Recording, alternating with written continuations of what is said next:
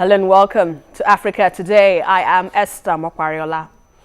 Africa is a continent with rich cultural heritage, traditional values and superstitious beliefs, which may sometimes mean not caring enough and never speaking ill of the dead.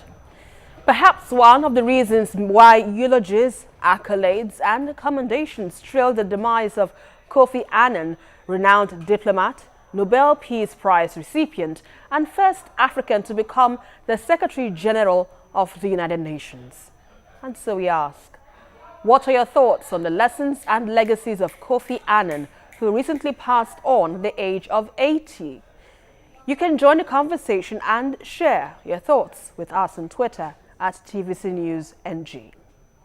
We take a report and Africa Today will continue. Welcome on board.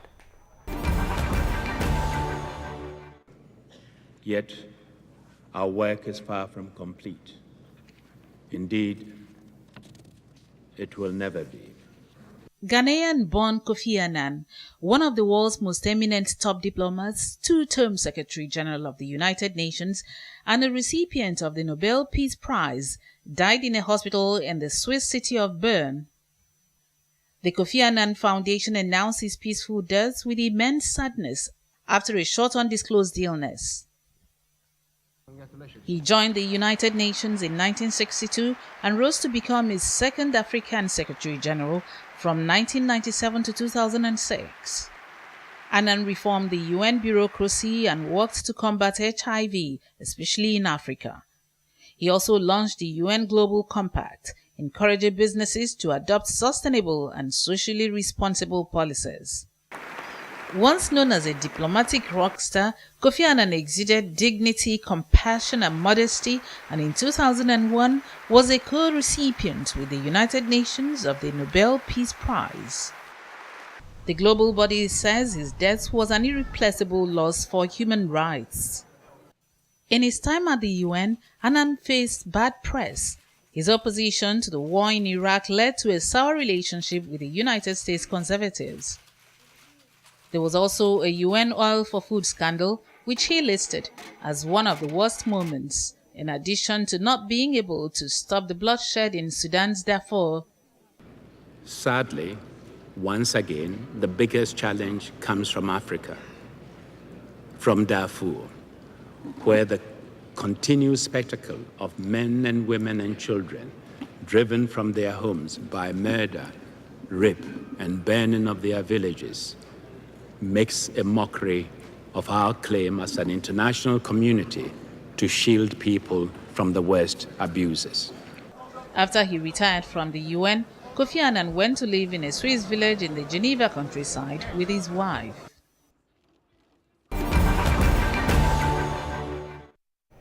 Well, before we get into the discussion of today, let's update you on some of the top news stories around Africa. The deadly Ebola outbreak in the eastern DRC has now claimed 49 lives since the start of the month. The government has said the World Health Organization expects more cases. Egyptian security officials say a car bomb has targeted members of the security forces in the turbulent north of the Sinai, killing a military officer. Mali's constitutional court has declared Ibrahim Boubacar Keïta president after an election which his opponent, former minister Soumaïla Cissé, said were marred by fraud. Now joining me to look at the life and time of former UN Secretary General Kofi Annan, I have Ifama Beru, historian and a lecturer. I also have Cyril Abaku, senior researcher, TVC News, Nigeria. Good to have you both on the program. Thank you, Esther. Thanks. Now let's begin with you, Ifama Beru. Let's look at Kofi Annan. Kofi Annan, from what we understand, he got his first job in the UN as a budget officer for the World Health Organization, and later grew to become the 7th UN Secretary General. But he's widely known today compared to his, the previous UN leaders. What do you think made him so popular? I think that has to be with. That has to do with the Rwanda Civil War. The roles he played during the Rwanda Civil War, and importantly during the Rwanda genocide of 1994 because as at then it was I think it was the then head of department of UN peacekeeping operation. Right. And beyond that also, it was also the head of the UN mission assistance, UN assistant mission, in Rwanda. Mission, yeah. So you begin to see that he became renowned sort of as a result of the roles he played during that period. And I think he became more renowned as a result of the inglorious and let me say the mediocre role he played.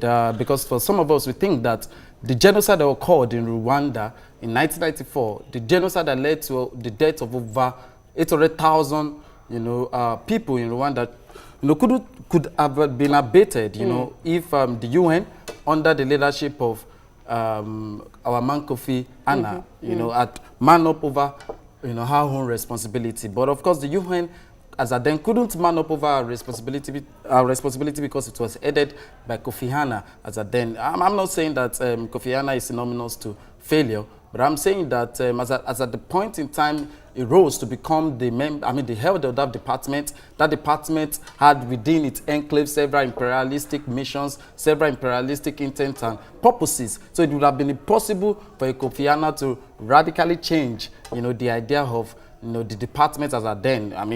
Because of the failure of that department, we had in existence and in our history the unfortunate death and loss of thousands of our people in Rwanda, which is quite unfortunate. So you are trying to say that his hands were tied, more or less? I wouldn't say quite tied. I would say that it's more of a systematic problem. He could have influenced some major decisions, and he accepted this himself. Of course. I think he accepted it in 1998. That because at then. Before the killings, for instance, now, the general in charge of Rwanda put a call through him that, can we confiscate, the weapons, the arms in the hands of the Hutu rebels? But he said, no, that wasn't the mandate of UN. You can imagine Kofi Annan saying that wasn't the mandate of the UN. I think that should be the mandate and that still remains the mandate of UN. So why did he suddenly come up with it? But he accepted the Yeah, flaws. he did. So that's why I'm saying, and that's why I'm saying that, not that his hands were tied in a sort of way. Right. I think it was, in a way, part of what the UN itself is meant to do. The UN is meant to orchestrate, things that are not quite, enjoyable for most of our people, much particularly in the third world countries. All right, now, Cyril, now from what Ifama Beru just pointed out now, clearly he has his own position on why he thinks Kofi Annan was popular during his time, but why do you think he was more celebrated compared to other UN leaders? Well, I think you need to take a few issues in perspective. Kofi Annan came on board under very controversial circumstances after Boutros Ghali was, as it were, overthrown or booted out of office. And they needed a candidate who could come up and take the UN to greater heights. If you look at what happened between when the UN was founded, you have people like Dag Hammarskjöld, you have the likes of U Thant and so on. All of those men came on board to lead the UN in its formative years. But Kofi Annan was the person who took the UN from its formative years to years of drastic reforms. And I think that if there's anything that we need to take into cognizance is the fact that Annan effectively brought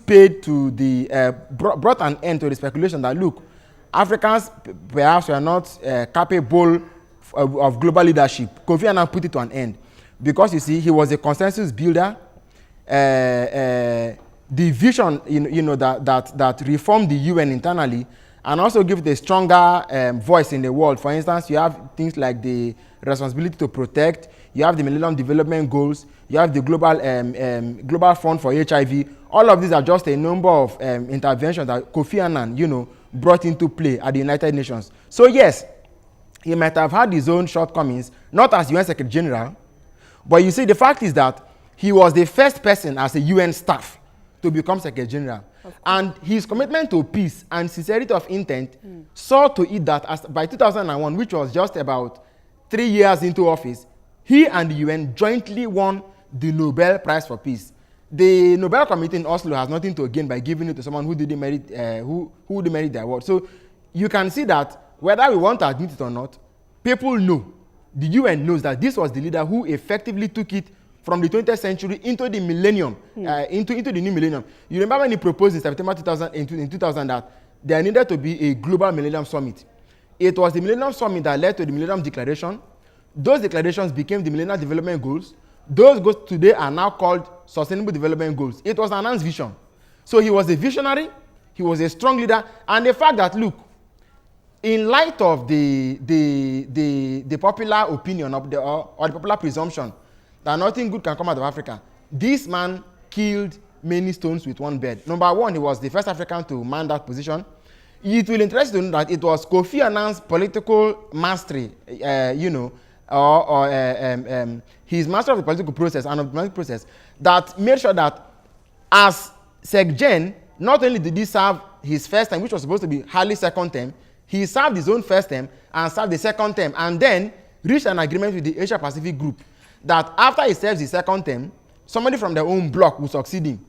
I mean, I don't know what else you can ask for, but I think that he was a sound leader. And look at the man. He had the courage, he had the grace, he had the dignity. I doubt it if we have had a Secretary General that has been so respected, so deserving of honor, and so celebrated worldwide, upon his passing. The fact is that even when you want to talk about the food for oil scandal, it was investigated and nothing could be traced to Annan as having been evidence to suggest that he was personally involved or that he had any secret motive in it. You can talk about the involvement of the Russians, you can talk about the involvement of the Iraqis, but he as a person had a stainless record. Else it is difficult to find.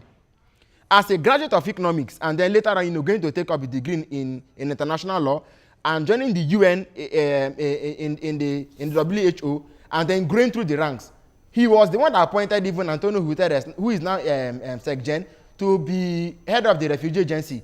He was visionary. He saw people that have qualities and he put them in positions. Today, you can't go to the UN and not find his footprints. In fact, it will interest to know that it was his activism that made the US to say, even if Kofi Annan has reached a deal to look for an Asian to succeed him, we are going to look for a pliable Asian. That was how Ban Ki-moon came on board.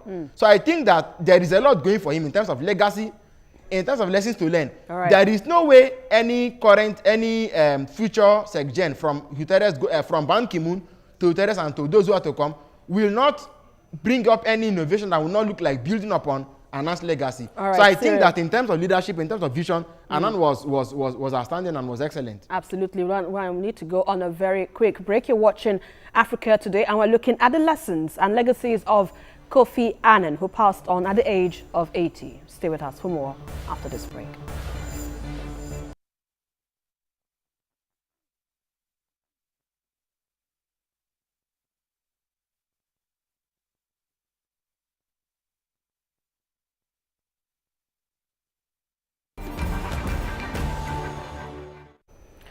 From Ghana's Kwame Nkrumah, who envisaged the African Union long before it became a reality, to Julius Nyerere of Tanzania, who refused to allow the trappings of power to corrupt him, Africa has never been short of exemplary leaders. At the likes of Thomas Sankara and Patrice Lumumba, and one may be tempted to keep a place on the list for Kofi Annan as Africa's greatest diplomat of all time. So, Cyril, before we went on break, you were giving us a list of what you think were Kofi Annan's legacies and perhaps what he could be remembered for. Yes. But how much of his legacies do you think would have made or have made an impact in Africa from his, home country? Well, let me start by reminding us that, when the conference was convened to address the AIDS issue, Kofi Annan stunned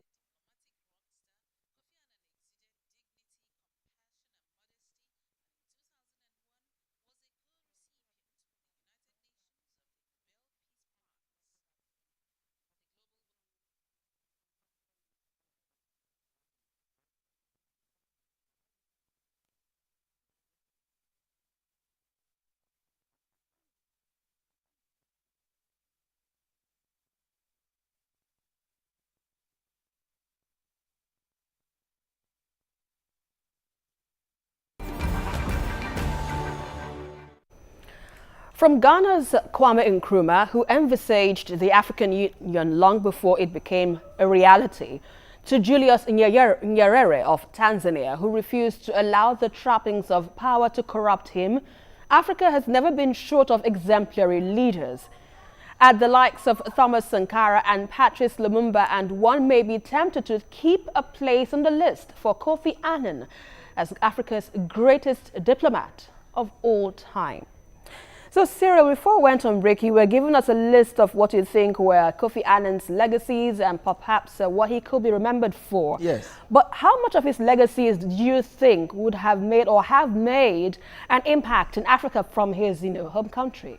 Well, let me start by reminding us that, when the conference was convened to address the AIDS issue, Kofi Annan stunned his guests when he announced that the question of HIV and AIDS was a personal priority for him. That was quite a commanding statement to have made. Look, diplomats are mostly seen as people who should say so much without making any commitment. Annan wasn't like that. Recall that even as at the time he was to be elected to replace Boutros Ghali, there was Amara Esse of Cote d'Ivoire. And because Ghali's re-election was blocked by the US, the French also tried to block Kofi Annan's emergence 4 times. But you see, this is not even if some people want to say that his presidency, his secretary generalship was imperialist. I beg to disagree. I beg to differ. In fact, the Rwandan genocide question was because, in part, he took responsibility for it. No doubt about that. But because you see, before Rwanda came Somalia. And the same measures that were employed in Somalia had failed. And so there was a bit of stock taking to say, how do we make amends from Somalia into Rwanda? Perhaps that was part of the delay. But to look at his interventions, you ask yourself, the Global Fund for AIDS, who takes the larger chunk of the money and the grants and the drugs? It's Africans. And that was Kofi Annan's thumbprint. So even if you want to look at it in that perspective alone, he achieved. Number 2, like I said earlier, the Millennium Development Goals. Who are those in need of those goals? Mostly Africa. After he left the UN, he was made the chief diplomat in negotiating Syria. When he saw that Syria had entered the deadlock, he left that place. So in 2016, they said, okay, Mr. Annan, it is someone like you we need to intervene in the Rohingya crisis. I think in a way, whenever the question of people who are downtrodden, people who have no voice to speak came up, Annan was seen as the diplomat of choice to intervene, because he was a consensus builder, he was a stabilizer, Can I shock you, Esther? You know when Abiola came to Nigeria to see Abiola in prison, and they told him that this is the UN Sec-Gen. Abiola asked, "What about the Egyptian?" Because one, Abiola had been kept out of the loop of what was going on in Nigeria and the world, and so he asked, how about the Egyptian? They said the Egyptian has left office. This is the new leader of the UN. How about what? I didn't get that. No, I mean, Abiola was asking, if this is the UN Sec-Gen, how about the Egyptian? Okay. That was Boutros Ghali, whom he came to replace. Right. The fact is that, look, whatever the issues that the world powers had with Boutros Ghali, they needed a stabilizer. And Annan stabilized the UN, stabilized international peace, without compromising the interests of Africa. What's Africa's interest? Peacekeeping, the Millennium Development Goals, access to education, access to food, access to water, access to hygiene, and so on.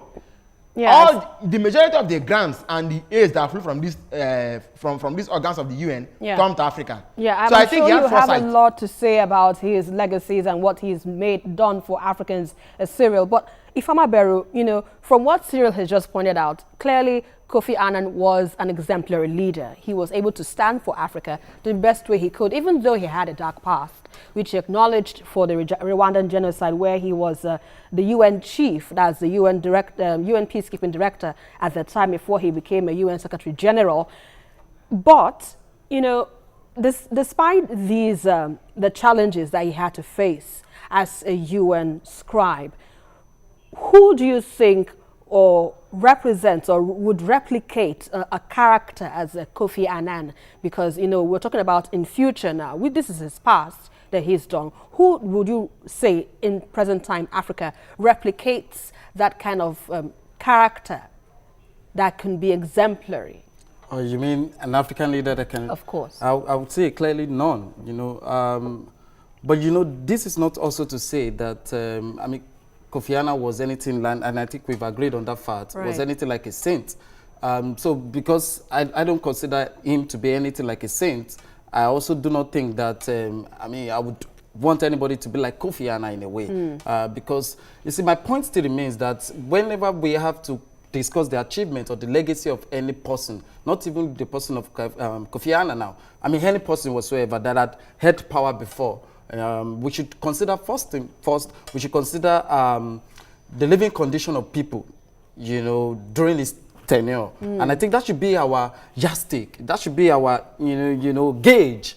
Not the question of, you know, MDGs, not the question of creating, no. Because in actual fact, the Millennium Development Goals, you know, that have been instituted for quite some time now, had not put food on the tables of, you know, the masses of the African people. Till date, we stay. I mean, the question of the Millennium Development Goals still remains to be a mirage. But it has, but the goals of reduction of poverty, maternal mortality has reduced to some point. Absolutely. Sorry to differ, Madam Esther. I don't think that's a reality. The living conditions of the masses of people, you know, in this continent is still in the most, you know, backward way that you could think of. Talk about the issue of joblessness, talk about the issue of homelessness and what have you. Take a look at the country in which you and I were living in, for an instance. The level of insecurity, the level of joblessness, poverty, homelessness, and what have you. All of these things are still at an alarming rate. So I don't think the MDG has done anything in any way, you know, to elevate the living conditions of the masses of our people. So what would you have had differently if you think that perhaps it wasn't, you know, to the benefit of the common African? Oh, yeah, well, I think that also all of those, you know, programs, institutes, and ways in which, you know, most of these countries, I'm talking about countries of the West, have been able to establish their grips, you know, on the economy of, you know, Africa. Brazil just made mention of the fact that at the point in time, during the tenure of Kofi, there was the question of sending aids to Africa, you know, HIV, on the question of AIDS, loans, and what have you. But we know for sure that the question of debt, AIDS, you know, hasn't in any way, you know, brought about any development or growth for any African country. AIDS, you know, loans had never helped any country, and it is not going to help a country in Africa. As a matter of fact, the question of AIDS, the question of loans have been, you know, those elements or those institutes that most of this country uses more often than not to infiltrate into the economy of countries in the third world, rank. So if I can get you correctly, are you trying to say that perhaps the UN is not really fulfilling its obligations of helping the continent or helping the world generally to have a peaceful environment? Oh, I said the UN has failed drastically. And I'm saying this because when you look at what is happening in the world generally today, you would see that we are not so far away from what it was, you know, prior to when UN came on board in 1945. And I mean to say this in the sense that till date, we still have countries that are fighting for self-determination, but UN is not doing anything about it. The situation of West Papua, we still have, you know, black people demanding for, you know, their independence in 2018.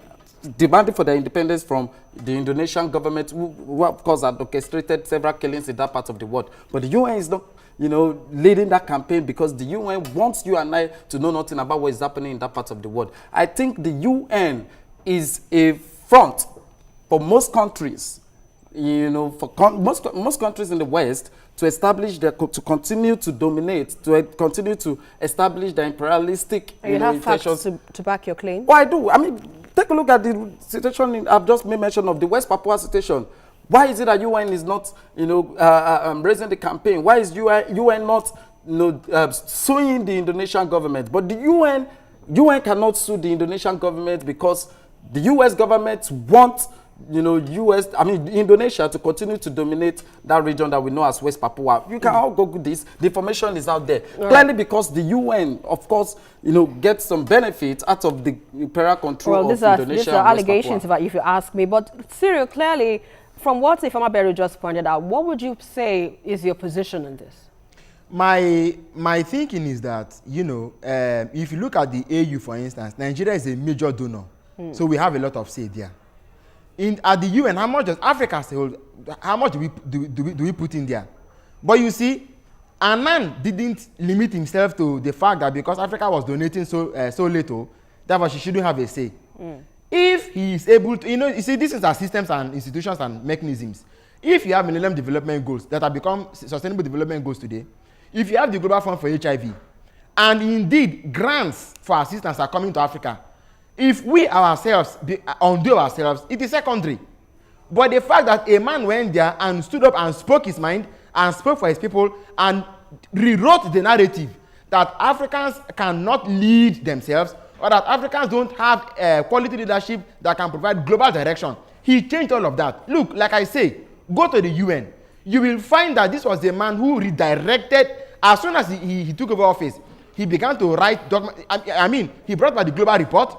He brought out a document called Larger Freedom. And from year to year, he was saying, okay, Annan, even from the cabinet within the UN that ran the UN, I mean, as a management expert, he brought in a lot of reforms into the UN. Now, what I'm saying is this.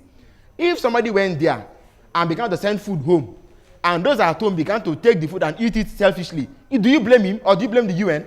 I think that when the challenge we have in Africa is that we always look outside for enemies. We don't look within to look at the enemy within. This man served.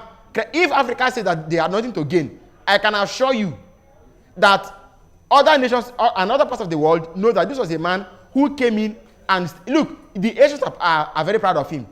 If we don't know how to celebrate our own at home, it's a pity. But for me, in honor of the memory of a man who has gone to rest, I think Annan deserves our respect, deserves our honor, deserves to be, to be looked at, and then see how we can take his life as a lesson. We've had Nelson Mandela. All right. There's well, Kofi that's a Annan. fine place to leave it There are a number of them. now. Cyril Abaku, senior researcher, TVC News, thank you for your time.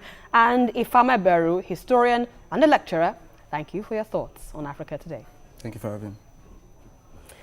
So much to say about Kofi Annan, who against all odds rose to the pinnacle of international diplomacy, made his mark as a global citizen and leaves behind a complicated legacy and profound lessons to learn.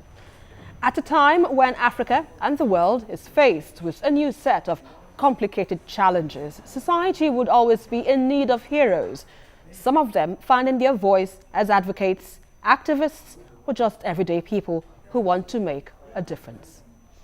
And that is our package for tonight. But don't forget to join the conversation as usual on Twitter at TVC News NG. And follow me for updates around Africa at Esther TVC News. Until the next one again, I am Esther Omokwariola. And always remember, Africa can only get better.